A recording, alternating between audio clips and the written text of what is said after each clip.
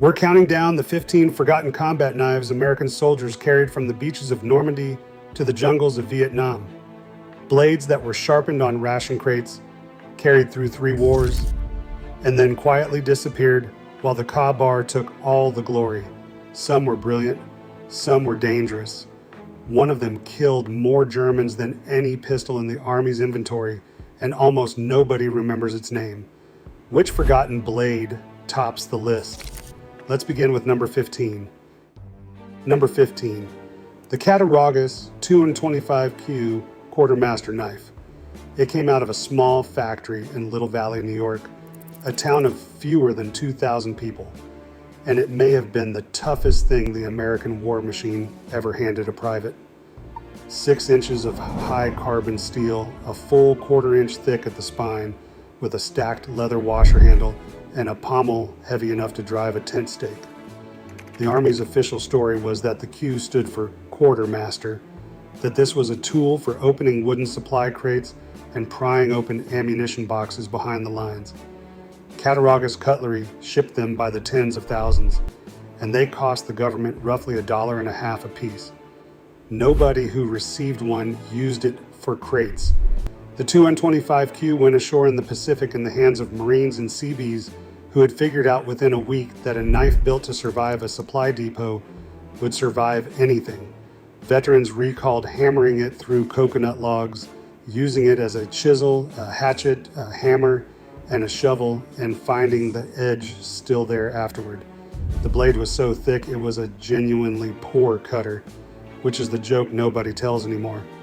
It did not slice well, it did not need to. It simply refused to break. When the war ended, the 225Q had no romance attached to it. It had no famous unit, no movie, no nickname worth printing. Cattaraugus closed its doors in 1963, and the knife that outlasted every jungle in the Pacific vanished with the town that built it. Number 14, USN Mark I utility knife. Every sailor in the fleet knew it, and history forgot it entirely, because history only remembers the knife that came next. The Mark I was the Navy's 5-inch answer to a simple problem. A battleship is a factory that floats, and factories need knives. Line had to be cut. Rations had to be opened. Rope, canvas, wire insulation, cargo netting.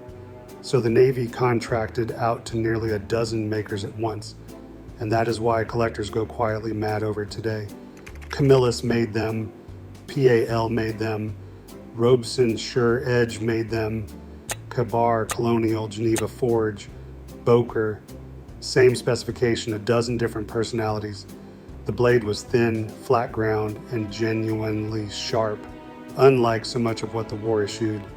The leather washer handle swelled slightly in the middle, so a cold, wet hand could still find it in the dark. It cost the government under $1. Then the Mark I went places the Navy never planned. Underwater demolition teams carried them into the surf at Saipan and Iwo Jima, swimming ashore in nothing but trunks, fins, and a knife strapped to the leg. Seabees carried them across every island in the Pacific. Air crews wore them in shoulder rigs. And in 1943, when the Marine Corps decided it wanted something bigger, they took the Mark I's basic architecture, stretched it, thickened it, and called it the Mark II. You know the Mark II. Everyone knows the Mark II. It is the Ka-Bar, the most famous fighting knife in American history, and it exists because a humble little sailor's utility blade showed the way and then got buried by its own child. Number 13, the M1918 Mark I trench knife. Here's a knife that fought in the wrong war and then came back for a second one nobody expected. The Mark I was born in the mud of 1918, a cast bronze knuckle handle with finger rings, a skull-crushing pommel spike, and a 7-inch double-edged blade meant for exactly one purpose. It was not a tool. It could not open a can, cut a rope, or shave a stick. It was a device for killing a man in a hole in the ground at arm's length, and it was designed by people who had watched that happen. Then the war ended and roughly 100,000 of them went into crates and ordnance depots and sat there for 23 years. In 1942, America went to war again and discovered it had no fighting knives. The M3 was still on the drawing board, so the Army opened the crates. Mark I trench knives from the last war were issued to Rangers, to paratroopers of the 82nd and 101st, to Marines in the Pacific. Men born after the armistice went into combat holding a knife their fathers might have carried. The troops had complaints. The brass knuckles snagged on everything. The finger rings meant you could only hold it one way, drop it, and the cast handle could crack. But there is a reason the photographs from 1942 and 1943 keep showing that unmistakable knuckle bow riding on a paratrooper's belt over the English Channel. When you are about to jump into the dark over Normandy, a knife your grandfather used to end an argument in a trench feels like an inheritance. Number 12, the Collins number 18 Gung-ho knife. The Collins Company of Hartford, Connecticut had been forging machetes since 1826, mostly for sugar planters in Cuba and rubber tappers in Brazil. Then in 1942, a Marine officer named Evans Carlson picked up a Collins number 18 and changed what it meant. Carlson's Raiders were the Marine Corps' first experiment in unconventional warfare, and Carlson had spent years in China with the Communist 8th Root Army, where he picked up the phrase Gung-ho, meaning work together. He brought back the phrase and an idea about equipment: give a man one blade that does everything. The number 18 was a 14-inch bolo-style machete with a heavy forward belly, sharpened on both edges near the point, and it went with the 2nd Raider Battalion onto Macon Island in August 1942 from the decks of 2 submarines. It cleared brush, it cut through coral scrub, it opened coconuts, and at close range in the dark, it did other things.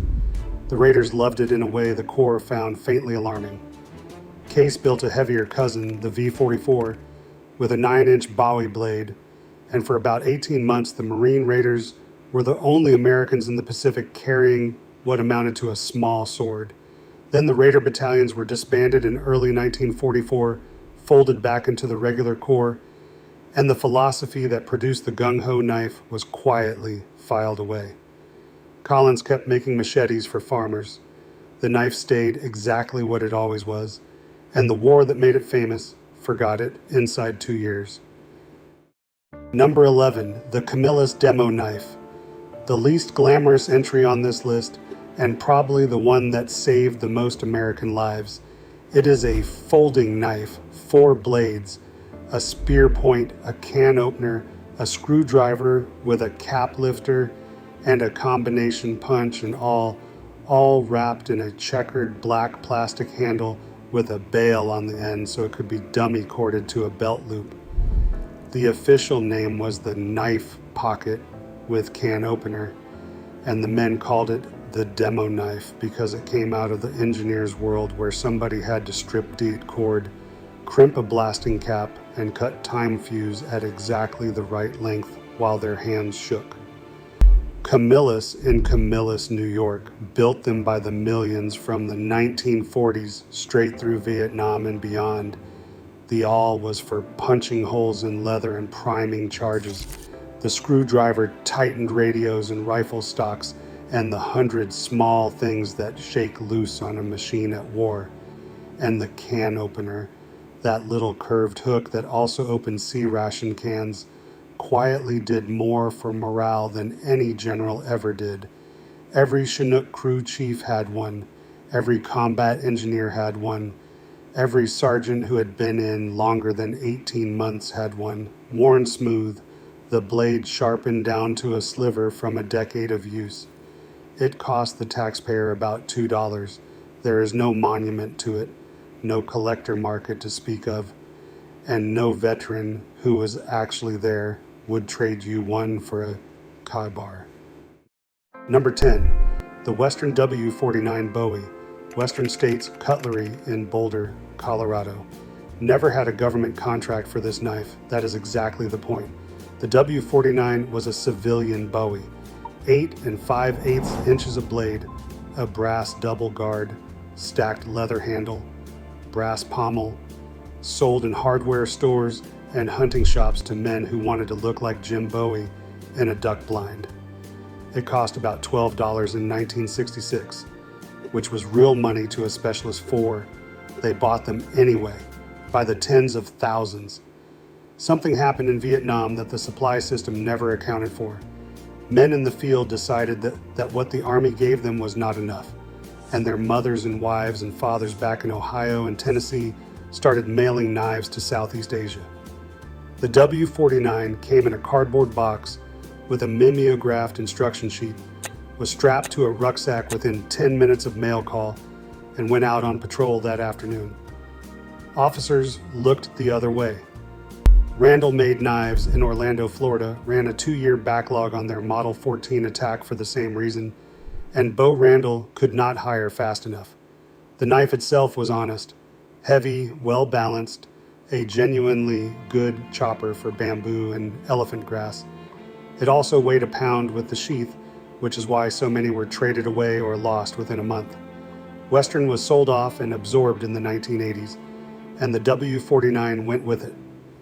But for a few years, a hunting knife made in Colorado for shooting deer was one of the most carried blades in Vietnam, and no requisition form ever recorded a single one. Number 9. The Eck Commando Knife.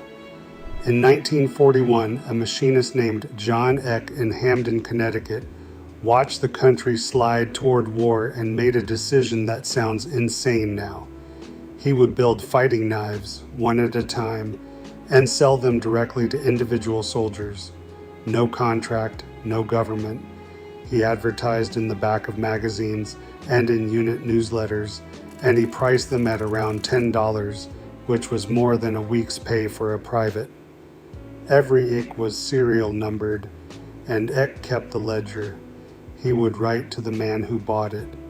If a knife came back damaged destroyed, he replaced it free, and he did that for the entire war. Roughly 100,000 went out the door before 1945, and they went out to men who had chosen to spend their own money on the tool they would use if everything else failed. The design was pure function, no brass guard, because a guard catches on webbing, a double-edged spear point, a wood handle riveted straight through with the tang running full width, and a shape that had no decoration on it whatsoever. Eck stamped his knives with a line most manufacturers would never dare. He called them the world's finest fighting knives, and he had the confidence to sign them. They went into Normandy, into the Pacific, and into Korea. Captain John Eck's customer list eventually included names that would end up in history books. He kept making them by hand until he died in 1976. There is no war movie with an Eck in it because Hollywood props departments buy the famous knife, not the one the men actually chose. Number 8. The OSS Smatchet. The strangest looking blade America ever put in a soldier's hands, and it was never really a knife at all. The Smatchet was 11 inches of leaf-shaped steel that flared wide toward the tip and came to a sudden point with 2 sharpened edges and enough weight forward to take a limb off. It was the brainchild of William Fairbairn, the Shanghai police officer who taught close combat to Allied commandos, and Fairbairn's argument for it was chillingly practical. He wrote that the psychological effect on the enemy of a man holding a Smatchet was worth more than anything else you could hang on his belt. The Office of Strategic Services adopted it for agents and operational groups going into occupied France, Norway, and Burma. It came in a leather sheath, weighed nearly 2 pounds, and it was not a fighting knife in the sense anyone means today. It was a short sword issued in 1943 to men who might have to fight their way out of a farmhouse. The men who carried it either loved it or thought it was madness. It chopped through brush beautifully. It was useless for anything delicate, and it was heavy in a job where every ounce came off your parachute. When the OSS was dissolved in September 1945, the Smatchet went into the same crates as everything else, and the concept of arming an American with a blade designed to frighten people to death was never seriously revisited. It is the last time the United States military officially believed in terror as a specification. Number 7. The MC1 Paratrooper Switchblade. Every American paratrooper from 1957 to the end of the Vietnam era jumped out of an aircraft with a switchblade in his pocket, and almost no civilian knows this. The problem was old and specific. A parachute canopy is held to a man by suspension lines. If the canopy fouls, if he lands in a tree, if he goes into water, or if the wind drags him across a drop zone at 20 miles an hour, those lines will kill him. He has seconds, and he almost certainly has only one usable hand. The answer was the M2 in the Second World War, made by Schrade, and presto, and then the MC1 that followed it, with a bright orange handle so it could be found in mud or snow. Press the button and a spear blade snapped open. On the other end was a hook blade with the cutting edge on the inside, and that hook was the whole point. You jammed it over a suspension line and pulled, and the line parted. You could not stab yourself with it. You could not lose the line off the edge. It only did one thing. It rode in the small pocket on the chest of the jump jacket, exactly where a man hanging in a harness could reach it. Nobody made a legend out of it, because the MC1 only mattered on the worst day of a man's career. Then the state started passing switchblade laws in the late 1950s. The automatic knife became a symbol of juvenile delinquency in the American imagination, and the one automatic knife that was genuinely a life-saving device got tarred with the same brush. Number 6. The Marine Raider Stiletto, 14,370. That is roughly how many were built, and that number is why this knife is a ghost. In 1942, the Marine Corps stood up the Raider battalions and needed a knife for men whose job description involved the phrase silent killing. They went to Camillus with a copy of the British Fairbairn Sykes Commando dagger and said, "Make us this." Camillus made it with one crucial change. The handle would be cast from a zinc aluminum alloy instead of machined brass, because brass was needed for shell casings.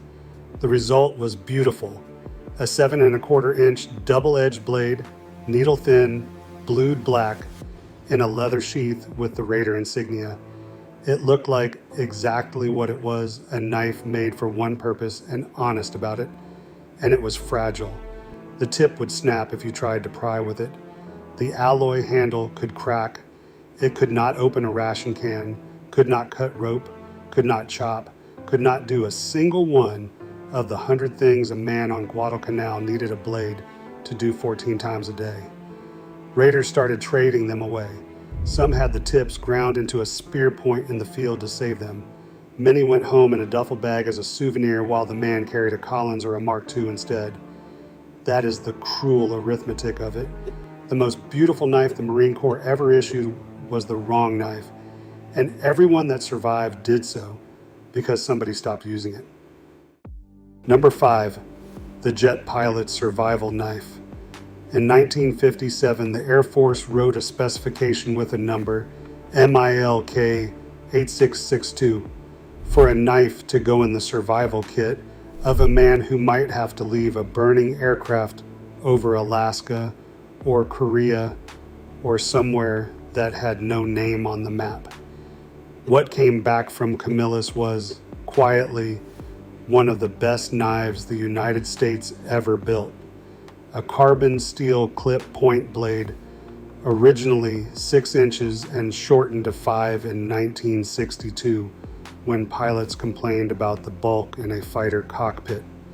Saw teeth cut into the spine, not for cutting wood, but for hacking through the aluminum skin of a downed aircraft to get to a man trapped inside. A leather washer handle, a steel pommel meant to be hit with a rock, and a thick leather sheath with a sharpening stone in a pouch on the front, because the assumption baked into the design was that you would be out there long enough to need to sharpen it. Then it left the cockpit. Helicopter crews carried it, then their door gunners, then the infantry they were hauling, By the middle of Vietnam, the jet pilot's knife was one of the most widely carried blades in Southeast Asia, and a great many of the men wearing it had never been in an aircraft that they were not planning to jump out of. It is still in production today under a different name, made by a different company in a different state. And the vast majority of people who own one have no idea it was designed for a man ejecting at 400 knots. Number 4, the Gerber Mark II. In 1966, an Army captain named Bud Holtzman sat down and sketched a knife based on the Roman gladius, the short sword that conquered the ancient world. He took the drawing to Gerber Legendary Blades in Portland, Oregon, and Gerber, which had been making kitchen knives, built it. The Mark II was unlike anything the American military had ever seen. A cast aluminum handle, a 6.5-inch double-edged spear point with a slight wasp waist, a dramatic angled blade, and no pretense at all about what it was for. Gerber did not sell it to the government. They sold it in post exchanges in Saigon and Da Nang for around $20, and men bought it out of their own pockets by the tens of thousands. It became the most recognizable knife of Vietnam that was never issued to a single soldier. It was also, according to the men who carried it, not much of a tool. Double-edged means you cannot put your thumb on the spine to press. The serrated versions were a nightmare to sharpen. Officers noted that it was a fighting knife in a war where the fighting knife had largely become ceremonial. None of that mattered. It looked like the future. Gerber stopped production in 2000, then brought it back for collectors. And here is the part that stings.